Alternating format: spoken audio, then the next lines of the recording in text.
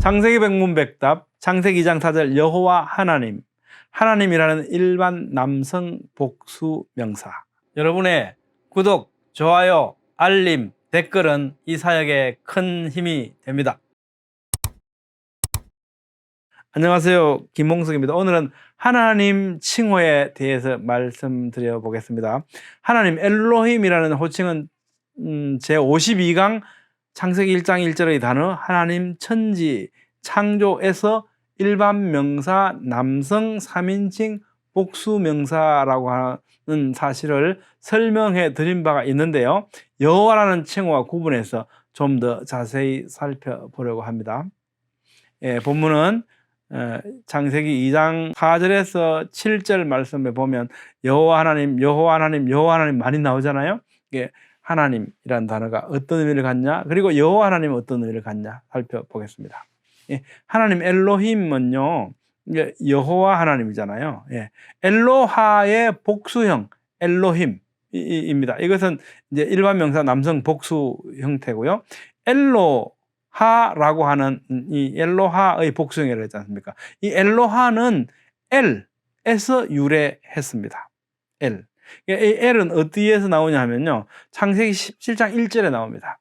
아브라함이 99세 때에 여호와께서 아브라함에게 나타나서 그에게 이르시되 나는 전능한 하나님이라 하실 때 전능한 하나님이 엘샤다이거든요. 엘샤다이. 여기에 엘이라고 하나님께서 이렇게 말씀하셨습니다. 엘. 이제 일반 명사, 남성 단수 명사거든요. 전능한 하나님이라 너는 내 앞에서 행하여 완전하라 할 때 이렇게 스스로를 이렇게 말씀하실 때 엘이라고 말씀하신 적이 있습니다. 이 엘에서 엘로하가 유래했고요. 이 엘로하의 복수형이 엘로힘, 하나님이다라는 겁니다.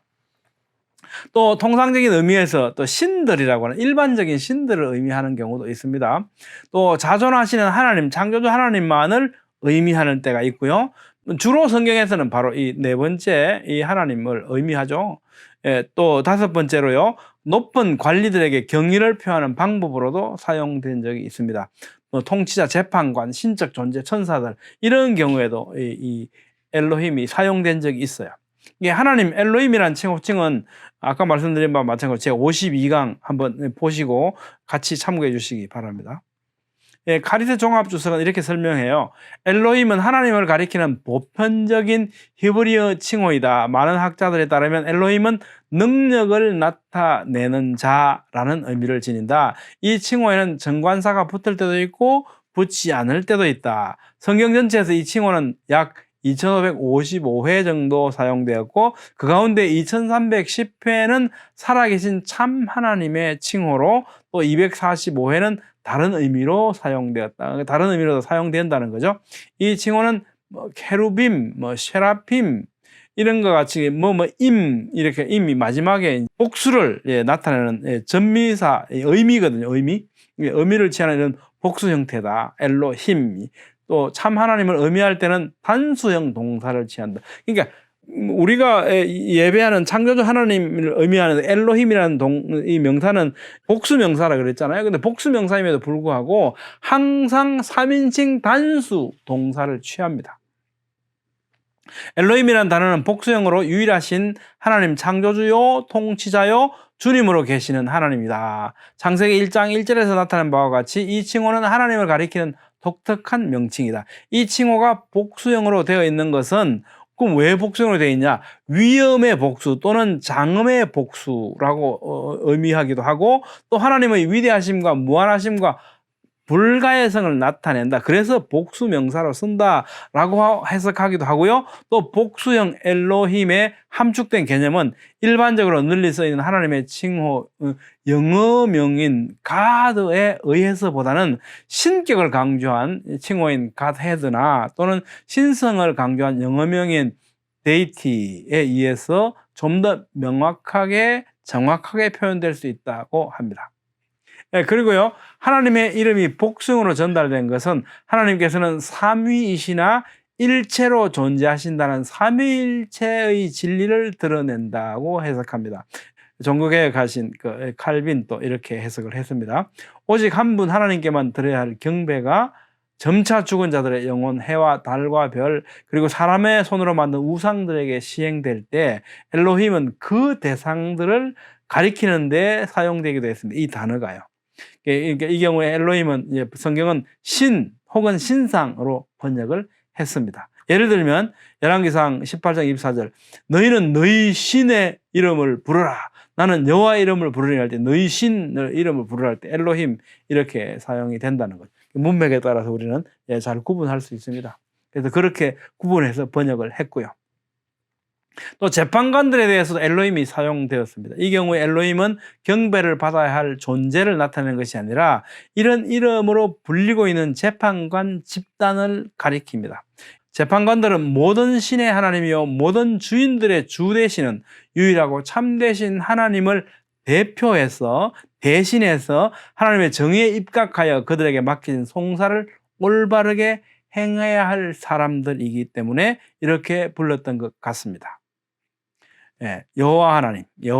여기서 엘로힘은요, 천지를 창조하신 전능하신 하나님을 강조하는 표현이고, 여호와는 하나님께서 알려주신 존함으로써 이스라엘에게 언약을 세우시고 그 언약을 이루어 가시는 인격적인 구원의 하나님이심을 강조해서 처음으로 이 본문에 등장합니다. 그죠? 그래서 이 두 의미를 가진 여호와 하나님, 이 본문의 여호와 하나님이라는 표현은 굉장히 의미를 가지고 있다. 유의미하다. 그래서 이 복수 형태의 엘로힘인 하나님의 영감으로 된 성경의 특성상 하나님은 삼위일체 하나님이시다라고 옥스퍼드 언어성경대전은 다시 한번 강조를 해줍니다. 그러니까 예수님은 하나님이시다. 그 삼위일체 하나님이시기 때문에 엘로힘은 복수 형태다라고 했을 때 어떻게 하나님이신가를 우리가 한번 잠깐 살펴보도록 하죠. 그 전에 우리가 그리스도론에서 이게 했던 내용인데요. 리마인드 한번 해보도록 하죠. 예수님은 하나님이시죠. 요한복음 1장에 이 말씀은 곧 하나님이시다. 이 말씀이 하나님과 함께 계셨는데 이 말씀은 곧 하나님이시다. 예수님은 하나님이시다라고 말씀하죠. 요한복음 14장 9절에도 보면 나를 본 자는 아버지를 보았다. 또 20장 8절에 부활하시는 예수님께 도마가 뭐라 그러냐 하면 나의 주님이시요 나의 하나님이십니다 하고 말하잖아요. 로마서 9장 5절에도 그리스도 그는 만물 위에 계셔서 세세 찬양받으신 하나님이시니라. 빌립보서 2장 6절에 8절 그는 근본 하나님의 본체시다라고 말씀하잖아요. 또 성령님은 하나님이시죠. 창세기 1장 2절에 또 나타납니다. 그죠? 성령은 최초의 창조와 보존 사역에 동참하신 거죠. 하나님의 영은 수면에 운행하시니라. 사도행전 5장 3절 4절에도 네가 성령을 속였다. 그것은 하나님께 속인 것이다 하고 말하고요.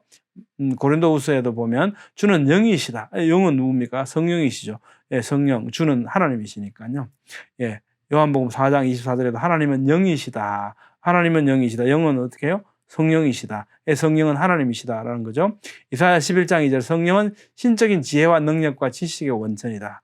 시편 139편 7절 성령은 어디에나 계신다라고 말씀하잖아요. 어디에나 계시는 분은 하나님이시죠. 삼위일체 하나님. 성부는 성자가 아니시다. 성자는 성령이 아니시다. 그러므로 삼위이시다. 그죠? 성부는 하나님이시다. 성자는 하나님이시다. 성령은 하나님이시다. 따라서 일체이시다는 거죠. 성부는 하나님이시다. 성자는 하나님이시다. 성령은 하나님이시다. 그러나 성자가 성령이 아니시고 성령이 성부가 아니시고 성부가 성자가 아니시다. 그래서 삼위로 계신다. 우리 주 예수 그리스도라고 하는 표현은요. 우리 구세주로 오신 예수님은 하나님이시다. 이런 의미예요.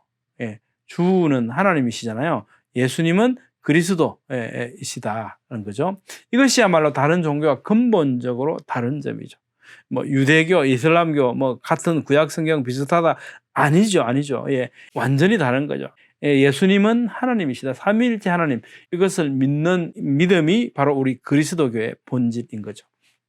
삼위일체에 대해서는요, 제 76강, 77강, 78강 다시 한번 참고해 보시기 바랍니다. 엘로힘, 하나님은 일반 명사, 복수 명사지만 언제나 3인칭 단수 동사를 취한다는 점에서 근동의 사상들과는 확연히 다르다. 창세기 1장 1절 태초에 하나님이 천지를 창조하신 여기서 하나님은 복수 명사이시고 창조하신이라는 3인칭 단수 동사입니다. 이와 같이 하나님으로 사용된 엘로힘은 성경에서 항상 3인칭 단수 동사를 취한다. 성경에서 창조주 하나님을 의미하는 엘로힘이 복수 동사를 취하는 경우는요, 하나님께서 우리가 뭐뭐 하자라고 말씀하실 때, 예를 들면 창세기 1장 26절에 우리가 하나님이 이르시되, 여기 이제 3인칭 단수 동사란 말이죠. 하나님이 이르시되 우리가 우리의 형상을 따라 이게 만들고 할 때 이렇게 1인칭 복수 동사를 써요. 이 복수 동사가 사용됐다는 거죠. 그 다음에 창세기 11장 7절 자 우리가 내려가서 할 때 자는 단수 동사예요. 근데 우리가 내려가서 할 때 1인칭 복수 동사를 사용됐습니다. 그래서 우리가 내려가서라고 이렇게 번역을 한 거죠. 예, 그들의 언어를 혼잡하게 해석할 때 1인칭 복수 동사가 사용됩니다.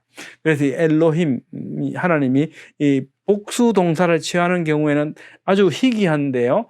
이 경우에는 우리가 뭐뭐 하자 이렇게 번역을 했습니다.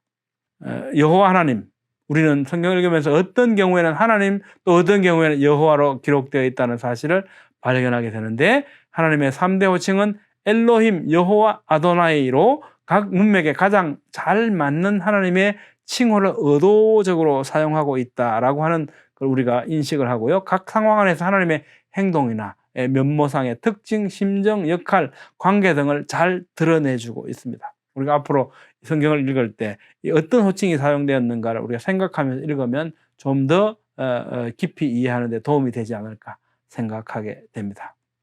여러분은 어떻게 생각하십니까? 오늘은 하나님, 엘로힘이라는 단어에 대해서 살펴봤습니다. 다음 시간에는요, 창세기 2장 4절의 하늘과 땅이라고 하는 것과 땅과 하늘이라고 하는 이 서술 순서에 대해서 어떤 의미가 있는지 살펴보도록 하겠습니다. 감사합니다.